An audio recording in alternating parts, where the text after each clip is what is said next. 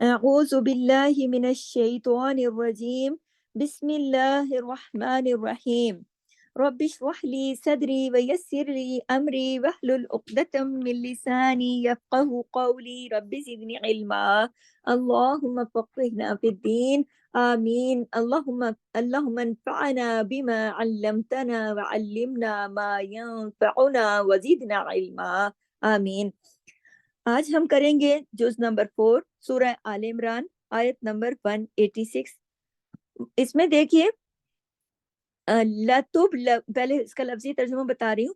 لَتُبْلَوُنَّ، البتہ تم ضرور آزمائے جاؤ گے، فی اموالکم، اپنے مالوں میں، وانفسکم، اپنے نفسوں میں، وَلَتَسْمَعُنَّ، اور البتہ تم ضرور سنو گے، من الذین، ان سے جو اوت الکتاب، دیے گئے کتاب، من قبلکم، تم سے پہلے، ومن الذین، اور ان سے جنہوں نے اشرکو، شرک کیا، اذن کثیرہ، اذیت دی بہت زیادہ، بہت سی، وَإِن، اور اگر تصبروا، تم صبر کرو گے، وَتَتَّقُوا، اور تم تقوی کرو، فَإِنَّ، تو بے شک، ذالک، یہ من عزم الامور، یہ ہمت کے کاموں میں سے ہے۔ تو آپ دیکھیے 186، لَتُبْلَوُنَّ، البتہ تم ضرور آزمائے جاؤ گے۔ کیا مطلب ہے اس کا؟ اللہ تعالیٰ کیا کہہ رہے ہیں اپنے بندوں کو؟ کہ اللہ تعالیٰ صاف اور واضح طور پر بتا رہے ہیں کہ ضرور آزمائش ہوگی، لہٰذا آپ لوگ بھی یہ اچھی طرح سن لیں اور جان لیں اچھی طرح کہ قرآن پاک میں اللہ تعالیٰ فرما رہا ہے نا، لَتُبْلَوُنَّ، البتہ تم ضرور آزمائے جاؤ گے، آزمائش ضرور ہوگی، بنا آزمائش کے اس دنیا میں کوئی رہ نہیں سکتا۔ اس دنیا میں اللہ نے بھیجا ہے تو آزمائش ضرور ہوگی۔ کیسے ہوگی آزمائش؟ لَتُبْلَوُنَّ فِي أَمْوَالِكُمْ، تمہارے مالوں میں سے، وَأَنفُسِكُمْ، اور تمہارے نفسوں میں سے، یعنی کہ تم ضرور سے ضرور بر ضرور آزمائے جاؤ گے، یقیناً تم آزمائے جاؤ گے۔ اب اس میں دیکھیں، لَتُبْلَوُنَّ فِي أَمْوَالِكُمْ وَأَنفُسِكُمْ، اس میں دیکھیے لام جو ہے نا، لَتُبْلَوُنَّ، یہ لام بھی تاکید کے لیے آیا ہے، اور جو لَتُبْلَوُنَّ، نون کے اوپر دیکھیے تشدید ہے، یعنی کہ سختی کے ساتھ ہے کہ ضرور ضرور بر ضرور تم آزمائے جاؤ گے۔ تاکید کے ساتھ اللہ تعالیٰ بات کر رہے ہیں، خطاب کر رہے ہیں کس سے؟ اہل ایمان سے، ایمان والوں سے یہ خطاب ہے۔ کیونکہ دیکھیے یہ دنیا جو ہے نا، یہ انسانوں کے لیے آزمانے کے لیے ایک بار بار میں بتاتی ہوں، ایک ایگزامینیشن سینٹر ہے، ایک آزمانے کی جگہ ہے۔ اللہ تعالیٰ نے یہ دنیا انسانوں کو آزمانے کے لیے بنائی ہے۔ دیکھیں اللہ تعالیٰ نے قرآن میں فرمایا نا کہ اللہ نے موت اور زندگی کو اسی لیے بنایا تاکہ وہ دیکھے کہ تم میں کون لوگ ہیں جو اچھے کام کرتے ہیں۔ اللہ تعالیٰ نے موت اور زندگی اسی لیے بنائی کہ اللہ تعالیٰ دیکھے، خود اللہ تعالیٰ نے قرآن میں فرمایا، دیکھیں کیونکہ اس امتحان کے آخر میں اللہ تعالیٰ نے ایک دن رکھا ہے جس کا نام ہے یوم الدین، بدلے کا دن، اس کا نتیجے کا دن۔ اللہ تعالیٰ نے ایک بدلہ رکھا ہے، نتیجہ رکھا ہے۔ تو اس سے پہلے جب ہم دنیا میں رہتے ہیں نا، تو یہ ہے یوم الدنیا، یعنی دنیا میں لوگوں کو آزمائے گا، بدلے کے دن یوم الدین میں جا کے بدلہ ملے گا۔ اور یہ جو آزمائش ہے یہ مختلف طریقوں سے ہوگی، آزمائشیں مختلف طریقوں سے ہوتی رہیں گی۔ سورہ انبیاء کی آیت نمبر 35 میں بھی اللہ تعالیٰ فرماتے ہیں، ترجمہ ہے کہ ہم تم کو آزماتے ہیں، کس سے؟ شر سے بھی اور خیر سے بھی۔ اور آزمانا یعنی کہ جو لفظ ہے نا پھر بہت تاکید کے لیے دوبارہ آیا کہ ضرور، یعنی کہ آزماتے ہیں ہم، شر کے ساتھ بھی، اچھی چیزوں کے ساتھ بھی، اور خیر کے ساتھ بھی، شر کے ساتھ بری چیزوں کے ساتھ، اور خیر کے ساتھ اچھی چیزوں کے ساتھ، شر اور خیر دونوں کے ساتھ، یعنی خیر کے ذریعے سے بھی امتحان لازمی ہوگا اور شر کے ذریعے سے بھی امتحان لازمی ہوگا۔ حضرت سلیمان علیہ السلام کو جب اللہ تعالیٰ نے بہت ساری نعمتیں عطا کی، دیکھیں نا کتنا بھرپور ان کو اللہ تعالیٰ نے بادشاہت دی تھی، تو انہوں نے کہا، سورہ النمل کی آیت نمبر 40 کا ترجمہ بتا رہی ہوں، کہ یہ سب میرے رب کا فضل ہے مجھ پر، یعنی یہ نعمتیں مجھے میرے رب نے دی ہیں، اور کیوں دی ہیں؟ تاکہ وہ مجھے آزمائے۔ کس بات کو آزمائے؟ کہ میں کتنا شکر کرتا ہوں اور کتنی ناشکری۔ تو شکر کیا ہے؟ نعمتوں کو صحیح جگہ پر استعمال کرنا، اللہ کی اطاعت اور فرما برداری کے مطابق لگانا، اللہ کی رضا کے مطابق کرنا، اللہ کی نعمتوں کو استعمال کرنا اللہ کی رضا کی ساتھ اور فرما برداری کے ساتھ، اس کو کہتے شکر۔ اور اللہ کی نافرمانی سے بچے رہنا، جتنی بھی نعمتیں مل گئیں لیکن تکبر میں نہیں آنا اور اللہ کی نافرمانی سے بچے رہنا ہے۔ اور وہ نعمتیں کیا ہیں؟ مثلاً دیکھیں نا، ہم سب کے مال ہیں، جانے ہیں، اللہ کا فضل ہے نا کہ اس نے ہمیں زندگی بخشی، صحت بخشی، مال دیا، اولادیں دی، اتنا کچھ دیا، سارا کچھ جو ہماری زندگی میں ہے، یہ سب بھی تو ہمارا مال ہے۔ اور یہ جو مال کی آزمائش ہے، اور اگر زیادہ ہو تو یہ فتنہ بھی ہو سکتا ہے نا، انما اولادکم و اموالکم فتنہ، یعنی دیکھیں اللہ تعالیٰ نے کہا نا کہ اولاد اور مال جو ہے دونوں کو فتنہ کہا، یعنی کہ کہنے کا مقصد یہ ہے کہ اللہ تعالیٰ نے اولاد اور مال کو فتنہ کہا، کہ کیوں فتنے کا مطلب یہ لڑائی جھگڑے والا فتنہ نہیں، آزمائش، یعنی کہ یہ دونوں چیزیں آپ کے لیے آزمائش ہیں۔ یہ اردو میں لفظ فتنہ جو ہے یہ بالکل لڑائی کی اس میں چلا جاتا ہے، لیکن عربی میں اس کا مطلب آزمائش ہے۔ تو اگر اس میں مال میں کمی ہو جائے، یعنی کہ اگر کمی ہو گئی، مال میں کمی ہو گئی کسی بھی طرح، کوئی گھر تھا، کوئی نوکری تھی وہ چلی گئی، کوئی کوئی بند ہو گئی آمدن، یا کوئی گھر تھا ہاتھ سے نکل گیا، یا کسی نے قبضہ کر لیا، یا کوئی دشمن جو تھا اس نے قبضہ کر لیا، یا کوئی آپ کا ملکی جو دشمن تھا اس نے غلبہ کر لیا دوسرے ملک کے اوپر اور سب کچھ وہاں اپنے قبضے میں لے لیا، تو یہ کیا ہوگا؟ یہ مال کی آزمائش ہو گئی۔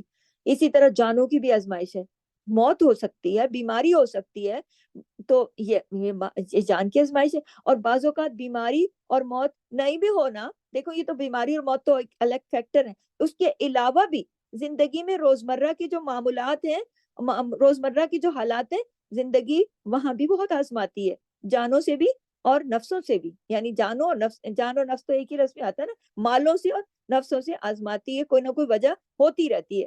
مثلا جانوں کے آزمانے اور نفسوں میں بات یہ ہو گئی نا کہ ضروری تو نہیں کہ بیماری ہو گئی یا موت ہو گئی، ایسے کسی نے دل دکھا دیا، کسی نے کوئی بات کہہ دی، کسی نے کوئی برا رویہ پیش کر دیا، یا پھر کوئی ایکسیڈنٹ ہو گیا، کوئی چوٹ لگ گئی، کوئی اور معاملہ ہو گیا، تو یہ سب بھی امتحانات ہیں، آزمائشیں ہیں۔ زندگی کے ہر نئے دن کے ساتھ ایک نئی نئی آزمائشیں چلتی رہتی ہیں انسان کے ساتھ، سب دن ایک جیسے نہیں ہوتے، ایک جیسے ہو ہی نہیں سکتے۔ کبھی دیکھیں انسان کا حال جو ہے، موڈ جو ہے اچھا ہوتا ہے، کبھی اس کی بہت انرجی ہوتی ہے، بہت اچھا اس کی جسمانی قوت ہوتی ہے، اس کو اچھا لگتا ہے، موسم اچھا لگتا ہے، سب کچھ اچھا لگتا ہے، طبیعت جو خوش ہوتی ہے، طبیعت اندر سے دل بھی خوش ہوتا ہے، کام کرنے کو دل بھی چاہتا ہے۔ کبھی طبیعت اچھی نہیں ہوتی، موڈ اچھا نہیں ہوتا، بوجھل ہوتا ہے، کبھی دل ہی نہیں لگتا، کچھ کام کرنے کو دل ہی نہیں کرتا، طبیعت میں بوجھل ہے، مایوسی سی ہے، عجیب سی، دل مردہ مردہ سا۔ تو یہ سب کیا ہے؟ یہ سب ہمارے اختیارات میں نہیں ہے، بلکہ اللہ نے اچھا دن دے کر بھی اپنے بندوں کو آزمایا، خوشی دے کر بھی، کہ تم نے اس دن پھر کیا کیا؟ جب اللہ نے تمہارے دل کو خوشی بخشی، اطمینان بخشا، سکون بخشا، تو کیا کیا تم نے؟ اللہ تعالیٰ نے آزمایا ہمارے دل کو خوشی دے کر، ہمیں چین دے کر، سکون دے کر، ہمارا موڈ اچھا کر کے، ہماری طبیعت صحت اچھی کر کے، تو یہ بھی تو خیر ہے نا، تو یہ ہماری آزمائش ہے۔ اور پھر وہ دن جو بوجھل ہے، جو ایسے ہی ہے بس، تو اس میں بھی اللہ تعالیٰ کا امتحان ہوتا ہے، اور اللہ تعالیٰ دیکھتا ہے کہ تم جب ایسا ہو تو اس میں تم کتنا دوڑتے ہو اللہ کی طرف، کیا کرتے ہو، اس آزمائش پر تم کتنا پورا اترتے ہو، اس میں بھی تم شکر کرتے ہو، قدر کرتے ہو، یا پھر ناشکری کے جملے نکالنا شروع کر دیتے ہو، چیک کرتا ہے نا اللہ تعالیٰ۔ اور یہ جو سب ہے نا، یہ سب چلتا رہے گا، یہ انسانی زندگی کے ساتھ ساتھ ہے، اور یہ چلتا رہے گا۔ دیکھیں آپ لوگ پہلے بھی پڑھ کے آئے نا، ہم سب پڑھ کے آئے نا، ہماری جو پچھلی سورہ تھی سورہ بقرہ، اس میں ہم نے آیت نمبر 155 سے لے کر 157 تک سورہ بقرہ میں ہم یہ اچھی طرح پڑھ چکے ہیں کہ آزمائش ہوگی، مالوں کے ساتھ ہوگی، نفسوں کے ساتھ ہوگی، ثمرات کے ساتھ ہوگی، خوف کے ساتھ ہوگی، بھوک کے ساتھ ہوگی۔ تو اللہ تعالیٰ نے صاف صاف لفظوں میں کہا نا کہ آزمائش تو ضرور ہوگی۔ تو ہونا کیا چاہیے؟ ہم کیا اس میں یہ تو کنفرم ہو گیا نا کہ آزمائش تو ہوگی، تو ہونا کیا چاہیے؟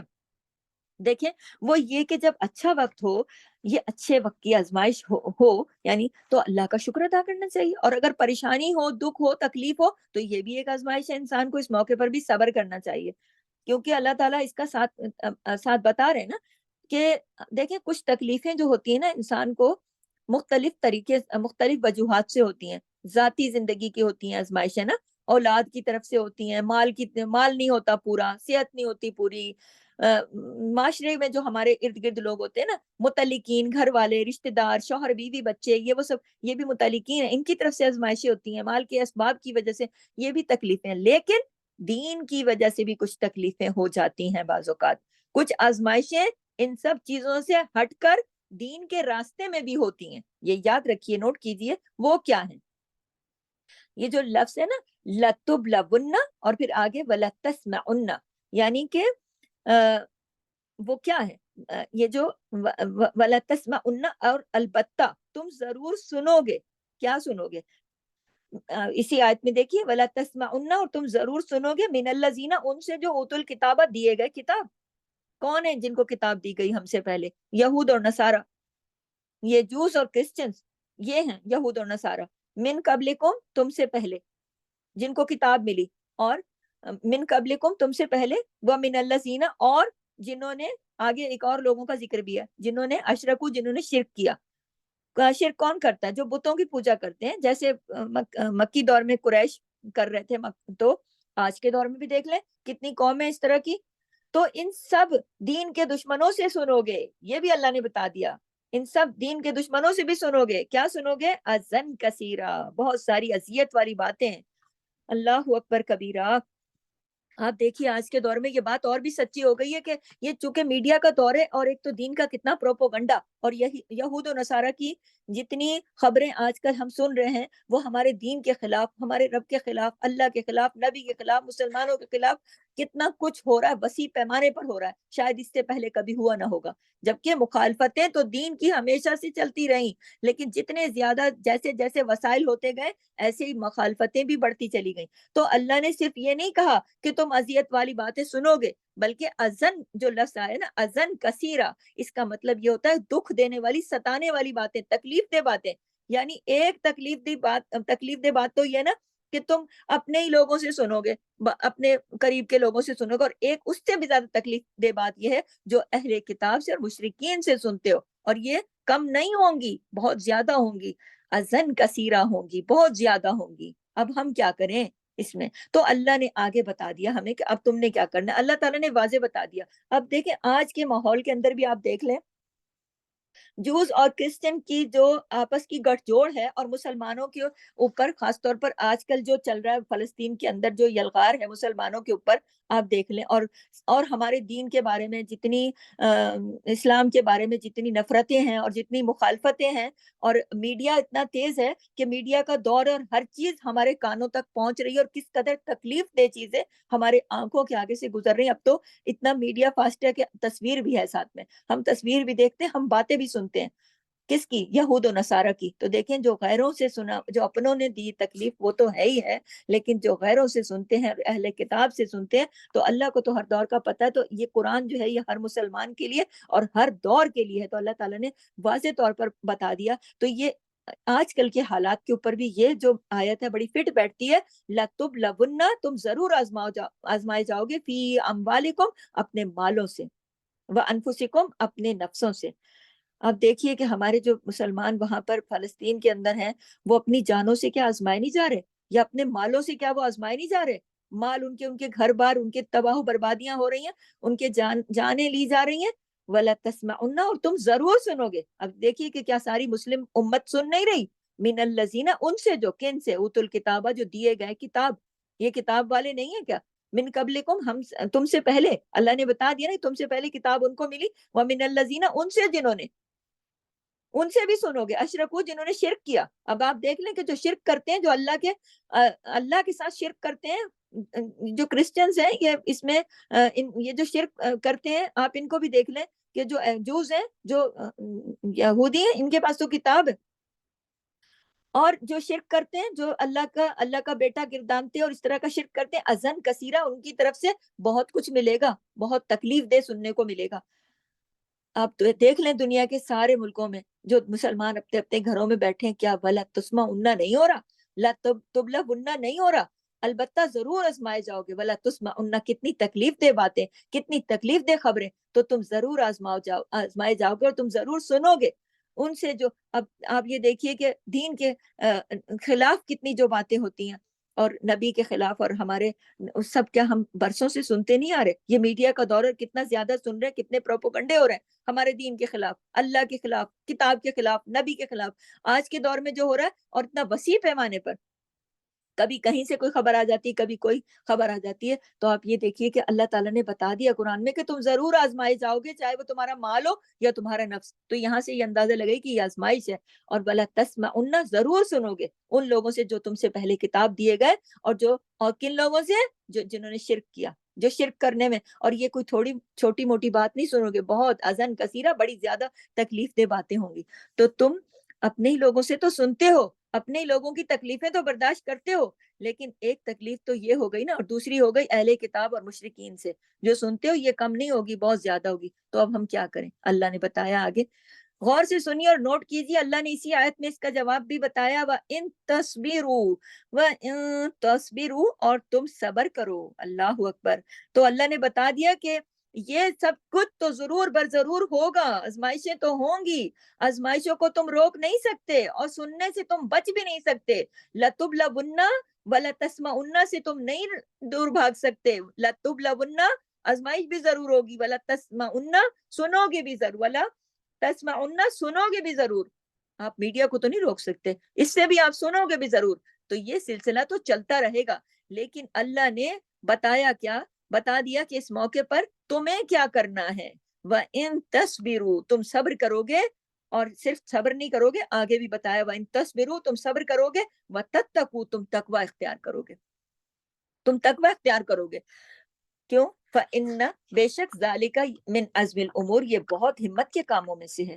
تو یہ بے شک بہت بڑی محنت کا کام ہے نا، ہمت کا کام ہے نا، تقوی اختیار کرنا. تو یہاں پر اس آیت کے آخر میں جو بات ہوئی ہے، یہ صاحب عزم لوگوں کے بارے میں بات ہوئی ہے. تو یہاں دیکھیں، زندگی گزارنے کا ایک اصول پتہ چل رہا ہے، عام زندگی بھی. وہ کیا ہے؟ ایک اصول ہے کہ اس دنیا میں بہت سی مشکلات، بہت سے مصائب، بہت سی تکلیفیں آئیں گی. اپنوں کی طرف سے بھی آئیں گی، غیروں کی طرف سے بھی آئیں گی، رشتہ داروں کی طرف سے، گھر والوں کی طرف سے، دوستوں کی طرف سے، دشمنوں کی طرف سے. تو اپنی جان کے اندر بھی آئیں گی، جسم میں بھی، اپنے بیماریاں بھی، تکلیفیں بھی، اپنی اولاد کی طرف سے، اپنے اہل و عیال کی طرف سے، سب کی طرف سے آئیں گی. یہ جو آیا گیا نا یہاں پہ لفظ انفسکم، انفس جو ہے نا، اس سے مراد اپنے تمام قریبی متعلقین بھی ہوتے ہیں. ان سب کی مشکلات کا دکھ بھی دیکھنا ہوگا. اکثر لوگ شکایت دیتے ہیں نا، مجھے فلانا تنگ کر رہا ہے. تو یہ یاد رکھیے، اس آیت کو نوٹ کر لیں کہ یہ سب تو ہوگا. ان سب موقعوں پر علاج کیا ہے، اب یہ اپنے پاس آپ کو نوٹ کرنا ہے، اور یہ آپ کو آنا چاہیے کہ اس میں اصول کیا ہے، کرنا کیا ہے، عمل کی بات کیا ہے. کرنا کیا ہے؟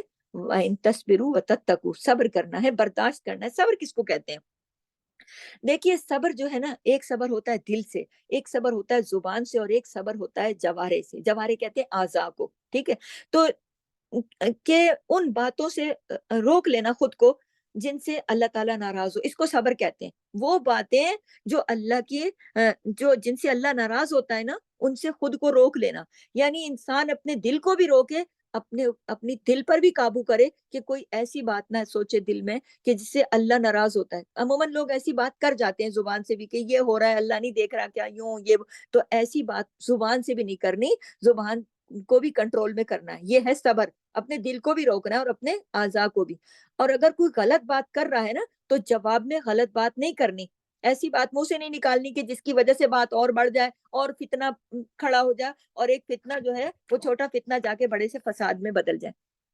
کیونکہ دیکھیں، ایسا کرنے سے کبھی کچھ حاصل ہوتا نہیں ہے. اور جوارے جو ہے نا، جوارے کہتے ہیں اعضاء کو. اب اعضاء کے ذریعے کیا ہوتا ہے؟ انسان اپنے ہاتھ کو روکے اور اپنے قلم کو روکے اور ان ساری قوتوں کو روکے کہ کوئی بھی منفی رویہ نہ ہو، کوئی بھی ایسی منفی بات نہ ہو. جو کون سی منفی بات؟ جس سے اللہ ناراض ہوتا ہے. تو اللہ تعالیٰ، یعنی اللہ نے بتا دیا، واضح کر دیا، تکلیف بھی آئے گی، آزمائش بھی ہوگی، مال پہ بھی ہوگی، جان پہ بھی ہوگی، اور تم اہل کتاب سے بھی اور شرک کرنے والوں سے بھی کچھ بہت آزمائش والی باتیں سنو گے، ازن کثیرہ، بڑی تکلیف والی باتیں سنو گے. لیکن تم کیا کرو گے؟ صبر کرو گے اور تقوی اختیار کرو گے. اور اس صبر کے اندر کیا ہے کہ کوئی بھی ایسا کام تم نہیں کرو گے. صبر اس کا نام ہے، صبر اس کا نام ہے کہ کوئی بھی ایسا کام نہیں کرو گے جس سے اللہ ناراض ہوتا ہے. ہر حال میں اللہ کی رضا کو سامنے رکھنا ہے. کوئی بھی ایسا کام کرنے سے اگر رکے رہو کہ جس سے اللہ ناراض ہوتا ہے، اس کا نام صبر ہے. اور آپ دیکھیے، اس کی مثال میں آپ کو سیرت سے دیتی ہوں، غور کیجیے گا، نوٹ کیجیے گا اپنے پاس. آپ صلی اللہ علیہ وسلم حضرت ابوبکر صدیق رضی اللہ تعالیٰ عنہ کے ساتھ تھے. ایک شخص آتا ہے اور فوراً ہی آ کے حضرت ابوبکر صدیق کو برا بھلا کہنا شروع کر دیتا ہے. آپ سنتے رہتے ہیں، خاموش رہتے ہیں، مسکراتے رہتے ہیں. کیونکہ آپ کو معلوم ہوتا ہے نا کہ یہ کہہ رہا ہے اور ابو بکر خاموش ہے، فرشتہ جواب دے رہا ہے، اور جیسے ہی حضرت ابو بکر نے جواب دیا تو آپ صلی اللہ علیہ وسلم وہاں سے چلے گئے. تو انہوں نے حضرت ابو بکر صدیق نے رسول اللہ صلی اللہ علیہ وسلم سے پوچھا کہ جب تک میں خاموش تھا آپ صلی اللہ علیہ وسلم آپ مسکرا رہے تھے، اور جب میں بولا تو آپ اٹھ کر چل دیے. تو آپ صلی اللہ علیہ وسلم نے فرمایا ہاں، جب تک تم خاموش تھے فرشتہ جواب دے رہا تھا، اور جب تم بولے تو شیطان آ گیا، فرشتہ چلا گیا. تو آپ یہ دیکھیے کہ جب تک انسان صبر کرتا ہے تو اللہ کا فرشتہ اس کا جواب دیتا ہے. یہ نبی کا فرمان ہے، یہ حدیث سے میں آپ کو بتا رہی ہوں. اور اگر بندہ خود اس میں بول پڑے اپنی دفاع کے اندر تو پھر یاد رکھے کہ پھر وہ وہاں سے فرشتہ چلا جاتا ہے، شیطان وہاں پر اپنا کام شروع کر دیتا ہے. تو بات یہ ہے کہ بہت مرتبہ زندگی میں ایسا ہوتا ہے کہ کبھی کسی کی کوئی بات ہمیں اچھی نہیں لگتی. ایسا ہوتا ہے نا کہ کبھی کسی کی کوئی بات اچھی نہیں لگتی، کسی کی کوئی نصیحت اچھی نہیں لگتی، ہرگز اچھی نہیں لگتی کہ بھائی یہ تو چپ کرے. تو ایسے موقع پر خود خاموشی اختیار کرنا زیادہ بہتر ہے، چاہے وہ آپ کا گھر ہو، آپ کا آفس ہو، دفتر ہو، ملک ہو، کسی بھی سطح کے اوپر ہو، ایک سے دو یا کئی لوگ ہوں، کسی بھی سطح پر ہو. تو ایسے موقع پر خاموشی اختیار کرنا زیادہ بہتر ہے کہ بنسبت کس کے کہ اپنی صفائی پیش کرنے سے. یہ زیادہ بہتر نہیں ہے کہ انسان اپنی صفائی پیش کرنا شروع کر دے کہ نہیں دیکھو سنو ایسا نہیں تھا ایسا تھا، اور جواب دینے ضروری سمجھے کہ اگر میں نے جواب نہیں دیا تو شاید میں ہار ہی جاؤں گا. نہیں، کوئی ضرورت نہیں ہے خود کو ڈیفینڈ کرنے کی اور دوسروں پر جوابی الزام دینے کی بھی کہ اگر میں ایسا ہوں تو تم بھی تو ایسے ہو. کرتے ہیں نا آج کل مسلمان، کوئی ایک بات کرتا، کوئی الزام دیتا، کہتا ہم ایسے تو تم تو اس سے بھی زیادہ خراب ہو، ایسے ہو. اعتراض کرتے ہیں گفتگو کے اوپر کہ تم نے مجھے یہ بات کیوں کہی، یا پھر دوسرے کے اوپر جوابی وار کر دیتے ہیں. تو ان ساری چیزوں سے کیا بہتر ہے؟ خاموشی بہتر ہے، کیونکہ ایسا کرنے سے، خاموشی اختیار کرنے سے معاملہ جو ہوتا ہے نا وہ ٹھنڈا ہو جاتا ہے. یہ اللہ چاہتا ہے، جوابی وار کرنے سے معاملہ مزید خراب ہو جاتا ہے. دیکھیں اس سے ہماری ہر طرح کی زندگی، چاہے ہم کسی بھی جگہ پر کسی بھی ماحول حالات میں ہو، اس سے ہمارے معاملات بہتر ہوں گے، نہ کہ خراب نہیں ہوں گے. کیونکہ غصہ بڑھنے سے بات وہیں ختم ہو جائے گی نا، غصہ نہیں بڑھے گا. غصہ جو ہے وہ شیطان کی طرف سے ہوتا ہے. تو ابن آدم کے دل میں آگ کی جو ایک چنگاری ہے نا اس کا نام غصہ ہے. تو پتہ یہ چلتا ہے کہ ایک طرف جب ایک چنگاری لگ جاتی نا آگ کی کسی کے دل میں غصہ بن کر، تو پھر اس سے بچنا چاہیے. آگ اگر آپ دیکھتے ہو تو آپ اس چنگاری کو بجھاتے ہو نا عام زندگی میں، جو گھروں میں کسی کپڑے میں یا کسی کونے خدرے میں کہیں کوئی آگ کی چنگاری لگ جائے تو آپ کیا کرتے ہو؟ اس کو اور ہوا دے دیتے ہو، اس کو اور بھڑکا دیتے ہو؟ نہیں، کیونکہ اس سے نقصان کا خطرہ آگ آگے بڑھ جائے گی. تو یہ غصہ بھی ابن آدم کے دل میں ایک چنگاری ہوتی ہے. تو جب جس کو غصہ آتا ہے وہ سمجھ جائے، اور جس کو دوسرے کو آ رہا ہے تو آپ سمجھ جائیے کہ ایک طرف آگ ہے تو پھر فوراً اس سے بچ جائیں. ورنہ کیا ہوگا بصورت دیگر؟ یہ چنگاری جو وہ شعلہ بن کے بھڑکے گی اور پھر بات کا بتنگڑ بنے گا، بڑا فساد ہوگا جو آپ کے کنٹرول سے باہر ہو جائے گا. لہٰذا کرنا کیا ہے؟ صبر. اللہ نے کہا وَإِن تَصْبِرُوا، صبر کرنا ہے. یعنی اگر اپنے دل میں بھی غصے کی آگ لگی ہوئی ہے تو اسے بھی ٹھنڈا کرنا ہے. پانی پی لیں، وضو کر لیں، کھڑے ہیں تو بیٹھ جائیں، بیٹھے ہیں تو اپنی پوزیشن بدل لیں، اس جگہ سے ہٹ جائیں. کیونکہ آپ دیکھ لیں کہ یہاں پر چنگاری ہے اور یہ چنگاری کہیں مجھ پر شعلہ نہ بن کر آ جائے. تو کیا کرنا ہے؟ اس کو ٹھنڈا کرنا ہے، یا پھر اللہ سے اس کے بارے میں مدد مانگنی ہے. اگر جوابی کاروائی کرنی بھی ہے اور خاص طور پر اس بات کا خیال رکھ کر کرنی ہے کہ اللہ کے قائم کردہ حدود کے اندر رہتے ہوئے. اگر کہیں ایسا موقع آتا ہے کہ جوابی کاروائی کرنی بھی پڑے تو کیا کرنا ہے؟ حدود کے اندر ضرور رہنا ہے. اللہ کی حدوں کو نہیں توڑنا کسی صورت بھی، کیونکہ حدود سے باہر نہیں نکلنا چاہیے، کیونکہ اس کی اجازت نہیں ہے ایک مسلمان کو کہ اگر ایک بندہ گالی دے رہا ہے تو تم نے بھی اس کو گالی دینی ہے. یہ ایک مسلمان کو زیب نہیں دیتا، مسلمان کو اجازت نہیں ہے. تو اللہ کی حدوں کو نہیں توڑنا ہے. اور ایک مثال یہاں بھی دوں گی کہ دیکھیں بعض اوقات والدین کی بات ہوتی ہے، بزرگوں کی بات ہوتی ہے، ساس سسر کی بات ہوتی ہے، بوڑھے نانا نانی دادا دادی جو بزرگ ہوتے ہیں گھروں کے یا استاد ہوتے ہیں، کوئی نصیحت کرتے ہیں، بات پسند نہیں آ رہی ہوتی، لیکن جواب میں کیا ہے کہ کیا آپ ان کے ساتھ پھر بحث کرنا شروع کر دو یا آگے سے صفائیاں دینا شروع کر دو؟ نہیں بالکل، یا بدتمیزی نہیں. یہ تو اللہ کی حدود کو توڑنا ہو گیا نا، کیونکہ اللہ نے کیا کہا ہے؟ والدین کو اف بھی نہ کرو، قرآن میں کہہ دیا. تو ایسی صورت میں اگر زبان چلائیں گے لوگ یا اپنی صفائی دیں گے، ڈیفینڈ کریں گے، تو پھر کیا ہوگا؟ وہ تو اف سے بھی آگے چلا گیا نا معاملہ، تو اللہ کی حدود کو توڑ دیا. تو ایسی صورت میں خود کو، زبان کو، اپنے رویے کو کنٹرول کرنا ہے. اس کو کہتے ہیں وَإِن تَصْبِرُوا، سب یعنی کہ صبر کرو. تو زیادہ ضروری ہے نا کہ آپ خاموشی اختیار کریں، ان سے ٹکرائیں نہیں، بد زبانی نہ کریں. کیونکہ کیوں؟ اس لیے کہ ساری نیکیاں ضائع ہو جاتی ہیں. انسان کو شیطان اپنے اس میں گھیرے میں لے لیتا ہے اور بھلا دیتا ہے کہ نیکیاں ضائع، اور کتنی مشکل ہوتا ہے سردیوں میں نمازیں پڑھنا، گرمیوں کے روزے رکھنا، کتنی بڑی بڑی عبادات ہوتی ہیں جو شیطان بندے سے ضائع کرواتا ہے. تو کبھی بھی اللہ کی حدود کو نہیں توڑنا چاہیے، کیونکہ دیکھیں جب انسان اس طرح کے معاملے میں گھر جاتا ہے نا تو اس کا اخلاق ختم ہو جاتا ہے. جب اخلاق ختم ہوتا ہے تو بہت ساری نیکیاں جو ہیں برباد ہو جاتی ہیں. ایسے موقع ہوتے ہیں وہاں اونچ نیچ ہو جاتی ہے، لیکن برداشت کرنا چاہیے. وَإِن تَصْبِرُوا وَتَتَّقُوا، اور تقوی اختیار کرو. بعض موقع ایسے بھی ہوتے ہیں کہ وہاں اونچی آواز میں جہاں بولنا ہوتا ہے نا، وہاں اگر بندہ بولے تو اعمال برباد ہو جاتے ہیں. جیسے نبی صلی اللہ علیہ وسلم کے سامنے صحابہ کرام کو اجازت نہیں تھی کہ وہ اونچی آواز میں بات کرتے. ایک مرتبہ حضرت ابو بکر صدیق اور حضرت عمر کے درمیان کسی دینی مسئلے کے اوپر کوئی بات ہو گئی اور اختلاف ہوا، تو تھوڑی سی ان کی آوازیں اونچی، اسی وقت قرآن میں سورہ آیت آ گئی کہ آپ نبی سے کے آگے اتنا بلند آواز سے بات نہیں کر سکتے. اسی وقت حضرت عمر فاروق کی آواز سلو ہو گئی، اور پھر ہمیشہ انہوں نے سلو ہی بات کی. کبھی کسی صحابی نے پھر نبی کریم کی محفل میں نہیں اونچی آواز میں بات کی. تو صحابہ کرام کو اجازت نہیں تھی کہ وہ اونچی آواز میں بات کریں. تو ہم جو اللہ کے نبی کے فالوورز ہیں، اللہ کے دین پڑھنے والے، قرآن پڑھنے والے، اور قرآن ہم مسلمانوں کے لیے اترا، تو ہمارے لیے ہے نا کہ ہم والدین کے سامنے، بزرگوں کے سامنے، استادوں کے سامنے، یا پھر اپنی عمر سے بڑے لوگوں کے سامنے اپنی آواز کو نیچے رکھیں. اور اگر کوئی سخت بات کر بھی دی تو ان کے سامنے اونچی آواز سے نہیں بولنا چاہیے، ان کو جواب نہیں دینا چاہیے، بلکہ کیا کرنا چاہیے؟ خاموشی اختیار کر لینی چاہیے.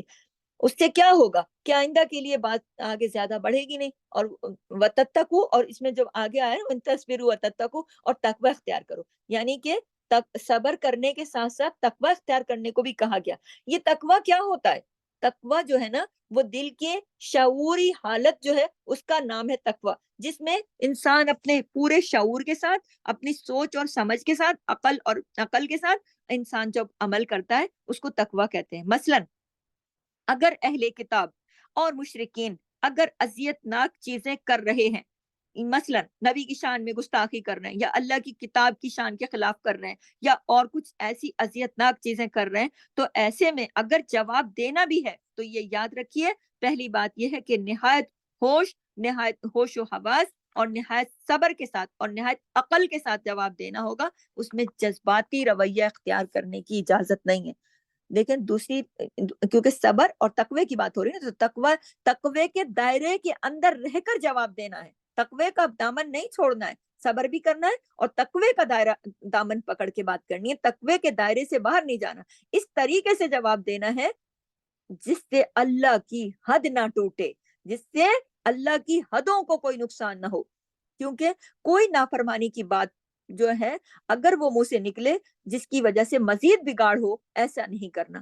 مثلا اگر ہم فرض کریں اگر ہم کسی بت کو گالی دیں گے تو لازمی طور پر جوابی حملے میں جو بت کے ماننے والے ہیں وہ ہم خدا کو گالی دیں گے. تو کیا ہوگا؟ اس سے کیا ہوگا؟ اس سے مزید برائی پھیلے گی نا. برا کر دیا، حالانکہ جو شخص برائی کر رہا تھا وہ تو پہلے بھی کر رہا تھا، مگر جب ہم نے اس کو یہ موقع دیا اور ہم نے اس کے بت کو برا کہا، اس نے جواب میں پلٹ کے یہ کہا تو حد توڑ دی نا. تو اس میں جواب کیا ہوا؟ اس کا جو سبب بنا، جو اس کا جواب سبب بھی تو دوسرا مومن بن گیا نا، جس نے اس کے بت کو گالی دی اور اس نے پلٹ کے خدا کو دی. تو یہ جو مومن تھا یہ اس کا سبب بن گیا، کیونکہ مومن کو گالی دینے کی اجازت نہیں ہے. تو وہ تو تقوی کی حدوں کے اندر رہے گا تو پھر اس بات کا خیال رکھے گا نا. تو تقوی کیا ہے؟ وہ یہ کہ ہر حال میں، لکھ لیں اپنے پاس، ہر حال میں انسان اللہ سے ڈرتے ہوئے معاملہ کرے، چاہے کوئی بھی معاملہ ہو، چھوٹا یا بڑا، گھر میں یا باہر، کسی بھی جگہ، کسی بھی حال میں، کسی بھی حالات میں، جو بھی معاملہ کرے انسان اللہ سے ڈرتے ہوئے کرے. اس کا نام ہے تقوی. ڈر کیسا؟ اللہ ناراض نہ ہو جائے، اللہ کی حدیں نہ ٹوٹ جائیں، ایسا کوئی کام نہ ہو. ٹھیک ہے؟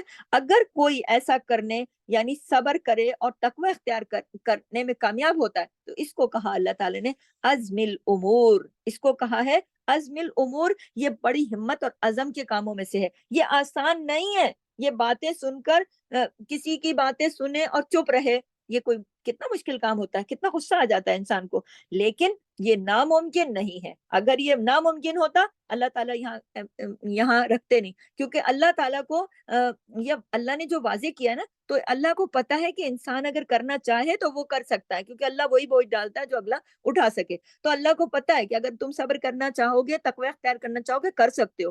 اللہ نے کہا کہ یہ بہت عزم والا، ہمت والا کام ہے، یعنی ناممکن بات نہیں ہے، ہاں مشکل ہے لیکن ناممکن نہیں ہے، اور ایسا کرنے کے لیے عزم اور ہمت کی ضرورت ہے۔ کیسا کرنے کے لیے؟ صبر کرنے کے لیے اور تقوی اختیار کرنے کے لیے، برداشت کرنے کے لیے ایمان کی قوت کی ضرورت ہوتی ہے نا۔ تو آپ یہ دیکھیے کہ اس پوری آیت کا خلاصہ کیا ہے؟ خلاصہ یہ ہے کہ دیکھیے یہ زندگی جو ہے نا، لَتُبْلَوُنَّ، ضرور آزمائش کا گھر ہے، ضرور اس میں، اس زندگی میں ایک بڑا، جو زندگی ہے خود بڑا امتحان ہے، اس میں انسان کو ہر وقت ناگوار چیزیں پیش آئیں گی۔ اگر کوئی یہ سوچتا ہے نا کہ میں اس مشکل سے نکلا، میں اگلی مشکل میں پڑ گیا، میری ساری مشکلات کب حل ہوں گی، یہ اس کا جواب ہے۔ یہ لکھ لیں اپنے پاس کہ یہ زندگی خود ایک بہت بڑا امتحان ہے، اس میں انسان کو ہر وقت ناگوار چیزوں کا سامنا کرنا ہوگا۔ یہ جنت نہیں ہے، یہ تو ایگزامینیشن سینٹر ہے۔ آپ کسی ایگزامینیشن سینٹر میں بیٹھتے ہو تو وہاں کیا ہوتا ہے؟ وہاں آپ کو کوسچن پیپر دیا جاتا ہے نا کہ آپ اس کو سالو کرو۔